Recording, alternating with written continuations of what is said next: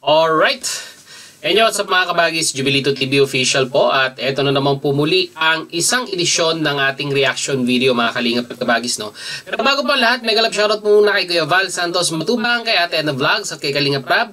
Mega love shoutout po sa inyong lahat. At muli po sa lahat po ng mga kasama ko po sa Kalingap po FW Organic Sponsors or Team Coos na pinangungunahan po ni Sir Engineer Julay Paunil. Mega love shoutout din po sa inyong lahat. Samantalayin na rin po natin ang pagkakataon po para batiin din po ang aking mga kasamahan sa Mighty Emmy Reactors and Defenders or Team MERD na pinangungunahan din po ng ating chairwoman na si Ma'am Emmy, Mighty Emmy. O ayan mga kalingap at kabagis, mega love shoutout po sa inyong lahat.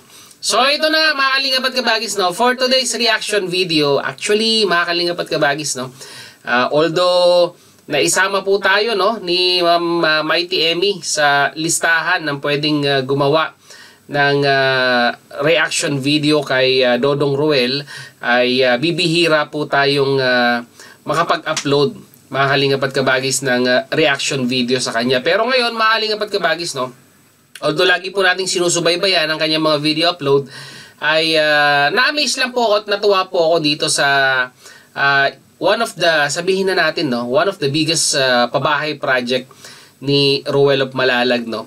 At dito mapapansin po natin yung naging evolution ng kanyang pabahay. Although hindi po ito yung kauna-unahang pabahay program ni Roel of Malalag, dahil alam naman po natin na nung nasa Malalag po siya ay nagpapabahay na po siya. Hindi man po ganun kalakihan at light materials lamang po yung ginagamit.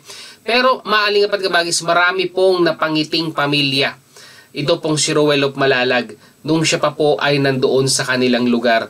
Dahil nga po sa kanyang inihahandog na munting pabahay, no, mga kalingap at kabagis, sa mga kababayan po nating deserving pong mabigyan ng ganitong klase ng, syempre po, biyaya.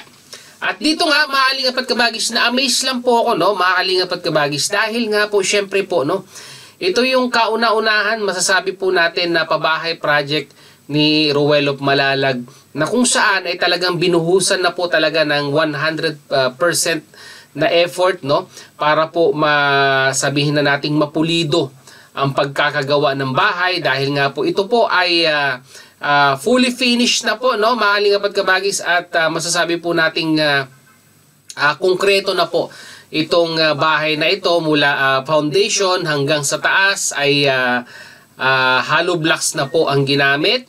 May kisame, may tiles, at syempre po, no, na finish na po, no, ang mga dingding ng bahay na ito. Ang tinutukoy ko po mga kalingap at kabagis ay ito pong pabahay na ipinagkaloob kay Just Ivan, no, mga kalingap at kabagis, no. Ang isa sa mga beneficiaries ni Roel of Malalag, na alam naman po natin, no, sa part 1 pa lamang po, ito po yung batang meron pong karamdaman na kung saan ay wala po siyang butas sa puwet. At ito po, dahil nga po sa ganitong kalagayan ng kanyang kalusugan, at syempre po sa kalagayan din po ng kanilang buhay, ay talaga nga naman pong naantig ito pong si Dodong Roel. At hindi lamang po si Dodong Roel ang naantig, mga kalingap at kabagis, bagkus ang mga kalingap netizens ay nagpaabot, no, mga sponsors nagpaabot ng kanilang tulong para po matulungan ang pamilyang ito mula sa kanyang pagpapagamot, ito pong pabahay program, at pangkabuhayan showcase, ika nga, no, mga kalingap at kabagis, ang mga biyayang natanggap po ng pamilyang ito.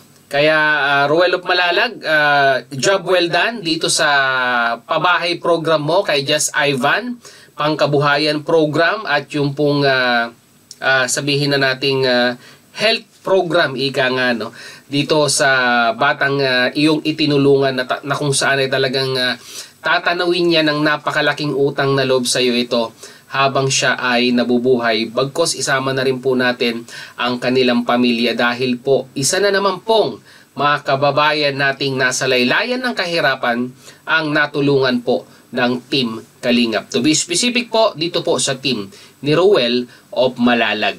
Kaya nga mga kalingap at kabagis, tignan natin ano na po ba ang naging improvement, ano na po ang updates dito po sa bahay po ni Just Ivan. Simulan na po natin mga kalingap at kabagis, no? Araw po sa ating lahat, no? Welcome na po ulit sa ating channel, ang Roel of Malalag. So ngayon po, update po tayo ulit dito sa patapos na po yung pabahay natin. ang bahay po nila Just Ivan. So, ayan. Ito po. Kung mapapansin po ninyo mga kalingap at kabagis, dito po sa bandang terrace ng kanilang bahay ay may mga grills, no? Kasi po ang plano po dito mga kalingap at kabagis ay yung pangkabuhayan showcase na kung saan ay bibigyan po sila ng munting pangkabuhayan, which is sari-sari store mga kalingap at kabagis, no? Na kung saan ay alam niyo naman sa bansang Pilipinas ay patok na patok itong mga ganitong klase ng micro businesses, no?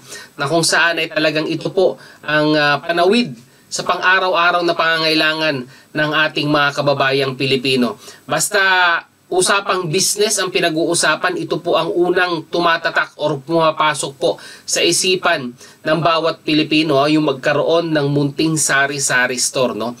Pero mga kalingap at kabagis, may pros and cons po ang alam niyo na pagbi-business ng sari-sari store. Unang-una po diyan lahat, syempre po yung pros na kung saan ay patok nga po sa masa. Dahil nga po syempre affordable ang mga bilihin dito. At ang masasabi ko pong cons dito mga kalingap at kabagis, no, ay yun pong mga nangungutang. Ayan po, no. Sana po, no, ito po yung may iwasan kung sakasakali pong mag-proceeds na po or magtuloy-tuloy na itong negosyong pangkabuhayan po ng magulang po ni Just Ivan, no. I think, no, ang bawat munisipyo po sa ating bansang Pilipinas ay nagko-conduct po ng mga seminar regarding po sa micro business, no, management. At sana po ay makapag-attend ang magulang ni Just Ivan ng mga ganitong klaseng seminar po, no, para po maituro sa kanila yung tamang pag-handle ng mga ganitong klase ng mga micro businesses na kung saan ay hindi po kalahatan, no? Hindi po lahat ng mga nagtatayo ng tindahan ay nagiging successful. Yung iba po dyan, mga kalingap at kabagis, mostly, let's say around 70%, no? Mataas po ang rate ng ganitong klase ng negosyo na nababangkarote pagdating ng araw. Dahil nga po, sa isang term lang po, mismanagement, no? Ibig sabihin, hindi po na-manage yung flow ng pera ng maayos, kaya po nauwi sa pagkalugi. So, sana, Ruel of Malalag, kung mapanood mo ito, ay sana masabihan mo ang magulang ni Just Ivan na kung sakaling nagmaterialize na ang kanilang sari-sari store, ay maka-attend kahit papaano, no? Ang kanyang magulang sa seminar na kinokonduct ng mga munisipyo in regards sa management ng micro businesses katulad ng sari-sari store.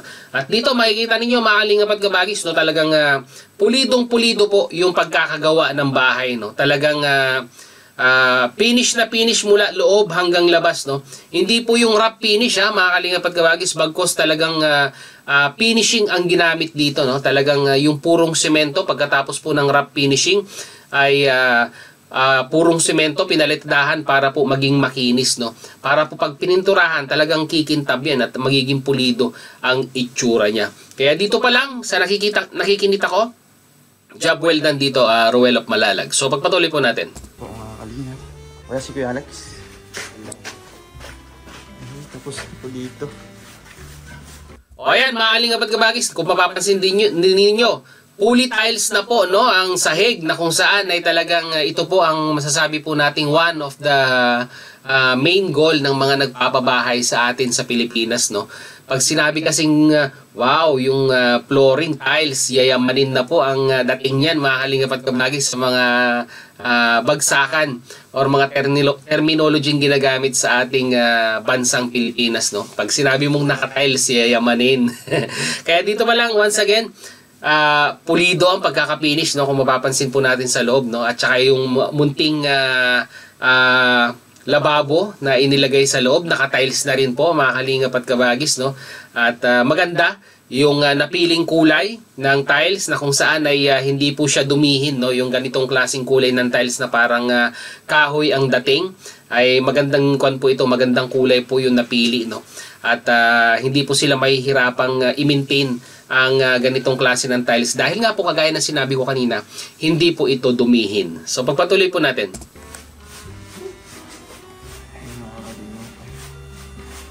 Pasok po tayo dito sa kanilang bahay. Hello po ate. Tapos na po dito. Wow. Oo, ligo. Saan si Ivan? Pati electrical mga kalingap at kabagis, natapos na rin kasi nahagip ng camera ni Dodong Roel yung isang pipindutan ng ilaw dyan, which is talagang nakabaon din po, no, sa dingding yung pong linya ng kuryente, which is talagang professionally driven yung pagkakayari nitong bahay nila Just Ivan, no. Talagang masasabi po natin na talagang level up talaga. 101% level up na po yung pabahay program ni Roel of Malalag. And we do hope, sana mga kalingap at kabagis, hindi po ito yung magiging una at huli, no? Sana magtuloy-tuloy pa ang pabahay program ni Roel of Malalag at wag po sana magsasawa, no, yung mga sponsors na tumutulong po sa pabahay program ni Roel of Malalag. So pagpatuloy po natin. Tapos na mga kalingap. Grabe pati dito. Pati yung kwan mga kalingap at kabagis, pati yung lababo stainless din. Ay, talaga nga naman, talagang todo effort ang binigay dito sa pabahay na ito.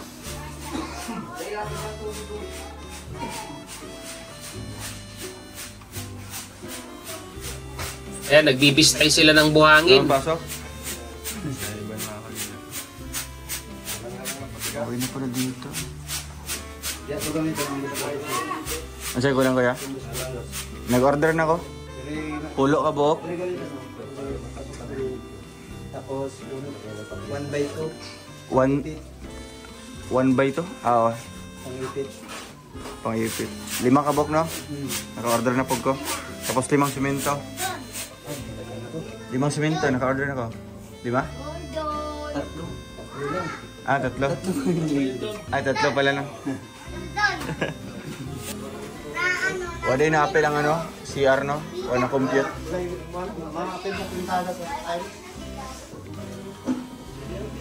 Oh, ayan, Ivan, anong masabi mo sa bahay niyo? Maganda. Maganda? Bakit? Malapit na matapos. Malayong-malayo po ito. Doon po sa unang natagpuan po ni Roel of Malalag. Ito pong itong si Just Ivan, no, sa unang bahay nila na kung saan ay sabi nga po ni Just Ivan nung tinatanong ni Roel of Malalag kung ano po ang ginagawa nila pag umuulan at yung mga damit ay alam naman po natin na butas-butas po yung bubungan, no. Sabi nga ni Just Ivan ay ginagamitan na lamang po ng payong para po hindi mabasa yung kanilang mga gamit. Well, Just Ivan, no, dininig na ng Diyos ang iyong panalangin. Ayan, no, hindi ka na makaka-experience ng tumutulong bubungan dahil napakaganda ng blessings na ibinigay sa iyo ni Roel of Malalag, no. At talagang yung mga sponsors na nagmamahal kay Just Ivan. Talagang masasabi po nating minahal itong batang ito. Di lamang po ni Roel of Malalag, pati po syempre yung mga sponsors na tumulong po dito sa batang ito. Naka-tiles. Wow. Ayan dito, guys. Alababol na mga kalinga po. Naka-tiles pati dito. Pang mayaman. Tapos ito pa, naka-tiles yung sahig. Ayun, mga kalingap at kabagis, so nakakisami na rin pala, no, sa loob, no, mga kalingap at kabagis, no. At kung mapapansin po natin sa itsura pa lang ng ginamit na plywood dito ay, kung hindi po ako nagkakamali, ay marine plywood po na kung saan ay di kalidad pa rin po na materyales ang ginamit at masasabi po nating hindi po tinipid ang pabahay program na ito, no, mga kalingap at kabagis, no. Talagang bibilang po ng maraming taon kung mamimaintain lamang po ng maayos itong bahay na ito at masasabi po nating siguro pag lumaki na si Ivan at nakapagpamilya na rin ay maaabutan niya pa rin nakatayo itong bahay na ito, no, mga kalingap at kabagis, no. Dito, ano paborito mong kulay? Puti, sa loob. Para maliwanag. Ayan, mga kalingap. Ito yung kanilang kwarto po. Ganda ng bahay niyo, ate. Saan si Mister po? May trabaho po? Ate, ano mensahe niyo po sa mga sponsors po? Maraming salamat po sa mga nag-sponsor po sa pagpag-abot ng bahay namin. Maraming salamat po sa kanila. Opo. At di lang po bahay yung ibibigay nila, ate. Siyempre may tindahan po yan, no? At papaoperahan si Just Ivan. Grabing mga biyaya niya ate na. Oo nga po. Maagang pamasko na po ito, no? Kaya, Correct. pasalamatan po natin palagi yung ating mga sponsors. At syempre ate, pahalagahan po natin itong binigay po nila na tulong ate, no? Opo. Dito po kayo tutulog gabi-gabi. Kumusta po ang sahig? Masyadong ano? Malamig. Anong lalagay niyo po dyan sa pin? Mas malamig po, no? Kung ano lang. Pero... so ano na lang, kumot na lang. Hindi siya masyadong malamig. Hindi na, no? Pag naka-tiles na. Ayan. Ito po mga kalingap, no? Yung kanilang... Ay, grabe. Ang ganda po ng kanilang bahay, oh. May tindahan. Oo nga po ate, no? Naalala niyo po yung dating bahay niyo. Dito po yung banda na. Pag umulan niya po, nagbibiro niya po kami ng saro. Ay bag, wala na tayo. Talagang ano Di po. po ba? Inaabala po kayo pag umuulan. Nasigaw nga po ulit si Ivan, Mama, anong payo? Ang payong kaagad, no? Kasi takloban kaagad ng mga ano, yung mga damit niyo. Pag malakas na po yung ulan, malakas na yung tulog ko. So ngayon po, hindi niyo po Hindi po kami lubos maisip ate, no? Hindi po kayo makapaniwala na bigla na lang pong nabago po yung bahay niyo. Nagiging ganito na po, no? Sabi nga po ng asawa ko, may kapal mukha na daw po siya lumapit sa inyo. Oo nga Dahil po. meron pala nga ng makapala mukha. Meron daw pong patutunguhan. Sabi nga niya po kagabi, nung kami po magkaharap na daw. Tignan mo Ivan, makapala mukha ng papa mo. Oo nga po. Tignan mo Siya po ngayon. yung ano sa akin, lumapit po, no? Kasi hindi ko naman nakita yung sitwasyon niyo po dito. Opo. Sabi nga, ito na yung kapal. Ito po yung masasabi natin mga kalingap at kabagis na sa talagang hirap ng buhay, no? Sa tindi ng ating pangangailangan ay talagang masasabi natin na lulunukin at kakainin na po natin ang pride natin para lamang po sa ikabubuti ng ating pamilya, which is ganito po ang ginawa ng tatay ni Ivan, no, ni Just Ivan, na talagang nilakasan ang kanyang loob at sabi nga po ng kanyang may bahay ay kinapalan na ang muka para po makausap at makita din naman po ang kondisyon di lamang po ng kanilang bahay pati po nung kalusugan nito pong si Just Ivan, no, mahalingap at kabagis, no. So all in all, kung titignan po natin yung terrace na lang po na kung saan dun ginagawa yung tindahan, ang balanse at siguro po yung CR, no, yung tile sa CR, kung di po ako nagkakamali, pintuan, bintana. So sabihin na natin 90% at yung pintura pa pala mahalingap at kabagis, no. So 90% na ang fully completed at 10% na lang po ang kulang. So malapit-lapit na to. Kung kompleto na at na-i-order na ang bintana at saka pintuan within the span of siguro 1 week maximum mahalingap at kabagis, no, ay matatapos na ito at kakargahan na ng gamit, no. Siyempre po mahalingap at kabagis, kakargahan ni Ruel of Malalag ng mga gamit yan, no. At sana mahalingap at kabagis, no, kagaya ng sinabi ko kanina, yung pangkabuhayan na ipinagkaloob ng mga sponsors ay mapayabong or sabihin na nating mapausbong ni nanay, no. At lagi ko talaga ipupush yan. Magkwan siya, umattend siya ng training sa kanilang sa kanilang munisipyo or sa kanilang barangay regarding po sa pagmamanage ng ganitong mga klase ng micro businesses. Malaking tulong yan para po mapanatili at mapahaba po ang buhay ng kanilang negosyo na kung saan ay makakatulong din po sa kanilang pang-araw-araw na gastusin. Di po ba mahalingap at kabagis? Tama po ba ako o mali? Lagay niyo po sa ating comment section at pag-usapan po natin. Ayun na, kakalingap at kabagis, muli maraming salamat dahil sa dulo po ng ating reaction video ngayong araw na ito ay nasamahan niyo po muli si Jubilito TV Official. At muli po, nagpapaalala po ang inyong host sa mga hindi pa po nakasubscribe sa channel ni Kuya Val Santos Matubang at Edna Vlogs at ni Kalinga Prab. Huwag po natin kalimutang i-subscribe ang kanilang mga YouTube channel. And at the same time, muli po, naglalambing din po ang inyong host sa mga hindi pa po nakasubscribe sa channel ni Jubilito TV Official ay pakihit naman po ang subscribe button at ang notification bell para maging updated po kayo sa mga darating nating reaction videos. Once again, this is Jubilito TV Official, proud member po ng Team Koos at ng Team Merd. As I always say, mga kalingap and kabagis, peace, God first. God bless po. Bye!